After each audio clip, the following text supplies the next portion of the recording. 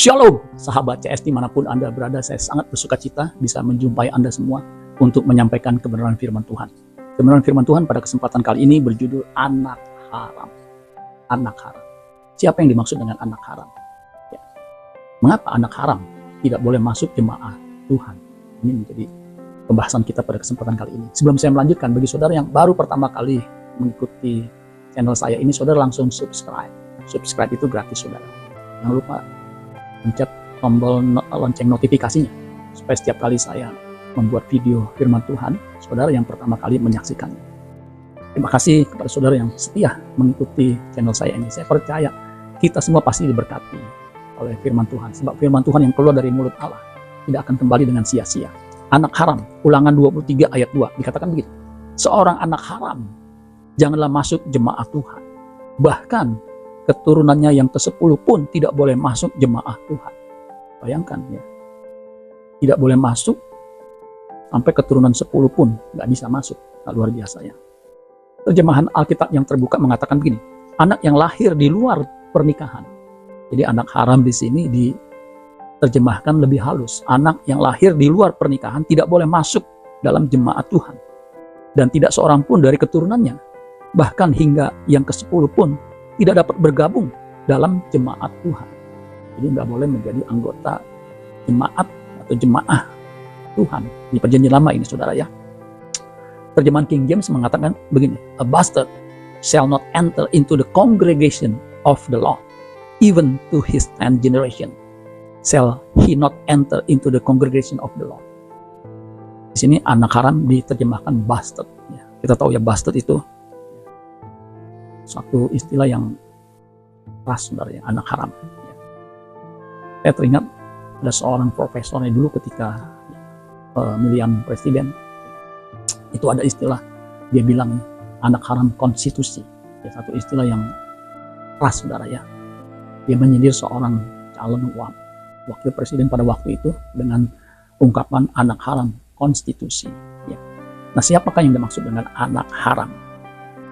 Menurut Kamus Besar Bahasa Indonesia, anak haram itu anak yang lahir dari hasil hubungan di luar ikatan pernikahan. Nah, itu disebut anak haram, ya. Atau disebut juga anak gampangan atau anak haram jadah. Ya. Kalau di Dayak ada istilah anak kampang, bukan anak kampung, anak kampang itu maksudnya anak haram. Ya. Nah, kata anak haram di sini ini dari kata Ibrani, ya. Kata Ibraninya ini menarik, saudara sekalian, ya. Yaitu mamser. Mamser. Saudara, mamser itu punya beberapa arti. Mamser, anak yang dikandung di luar nikah, jadi di luar pernikahan yang sah. Anak hasil sebuah insiden, incest.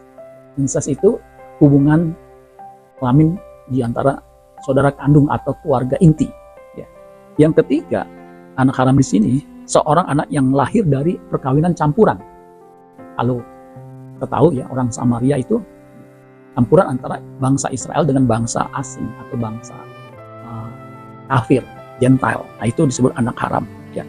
Jadi saudara sekalian, yang dimaksud di sini anak haram yang tidak boleh masuk dalam jemaat Tuhan. Ya. Kalau kita perhatikan dengan teliti, ya, dari kata manser, ini lebih tepat anak hasil dari insiden incest. Ya, ini yang paling cocok, saudara. Bukan anak haram yang dimaksud bukan dari hasil hubungan di luar pernikahan yang sah. Misalnya apa? Misalnya Yefta. Yefta itu ya, dikucilkan karena dia anak dari perempuan pelacur. Ya. Tapi kita tahu Yefta itu sebagai hakim, ya, ditunjuk menjadi bagian dari bangsa Israel. Ya. Jadi kemungkinan lebih tepat mamser dimaksud, anak haram dimaksud adalah hasil incest, hubungan antara keluarga inti, misalnya antara kakak beradik atau antara ayah dan anak dan seterusnya, saudara sekalian. Seperti Lot itu ya, melakukan incest dengan putrinya, dua putrinya, makanya melahirkan Amon dan Moab. Nah, kalau kita lihat konteksnya di ayat itu Amon dan Moab itu tidak boleh masuk jemaat Tuhan. Kenapa? Ya, perjanjian lama melarang anak haram ini masuk dalam jemaat Tuhan karena dia adalah aib. Ini adalah noda bagi bangsa, bagi jemaah Allah pada waktu itu. Jadi orang yang beraib orang yang bercacat, bercelah, itu tidak boleh masuk bagian dalam jemaah Allah. Sebenarnya kalau kita baca ada dua lagi kategori selain anak haram, yaitu anak adalah orang yang rusak kemaluannya. Kemudian keturunan tadi Amon dan Moab, yang kemungkinan ini juga karena hasil insest, itu sebagai aib, noda bagi bangsa pada waktu itu. Nah sekarang saudara sekalian, ya, jadi jelas kenapa anak haram itu tidak boleh masuk dalam kumpulan jemaah Allah, karena ini adalah noda, dan Tuhan ingin supaya bangsa Israel itu harus murni, tidak ada noda, tidak ada cacat celahnya. Ya. Nah saudara-saudara, bagaimana penerapannya di perjanjian baru? Di perjanjian baru, siapapun dia punya kesempatan untuk menjadi anggota keluarga Allah. Tidak peduli latar belakangnya. Prinsipnya sama. Yang tidak boleh adalah ketika orang itu punya aib, punya noda, punya cacat, dia tidak boleh menjadi jemaah atau anggota keluarga kerajaan Allah. Di Efesus pasal 2 ayat 19 sampai 20 dikatakan begini. Demikianlah kamu bukan lagi orang asing dan pendatang, melainkan kawan sewarga dari orang-orang kudus dan anggota-anggota keluarga Allah. Jadi setiap orang yang bertobat, percaya Yesus, dan bersedia dimuridkan, dia adalah anggota keluarga Allah. Ayat 20, yang dibangun di atas dasar para rasul dan para nabi, dengan Kristus Yesus sebagai batu penjuru. Artinya dibangun, artinya dimuridkan dengan ajaran Kristus. Makanya amanat agung itu penting bagi orang Kristen. Setelah dia percaya Yesus, dibaptis, dia harus dimuridkan. Ya. Ayat 21, di dalam dia, di dalam Yesus, tumbuh seluruh bangunan, rapi tersusun menjadi bait Allah yang kudus di dalam Tuhan. Ya. Di dalam dia, ayat 22 terakhir, kamu juga turut dibangun menjadi tempat kediaman Allah di dalam roh.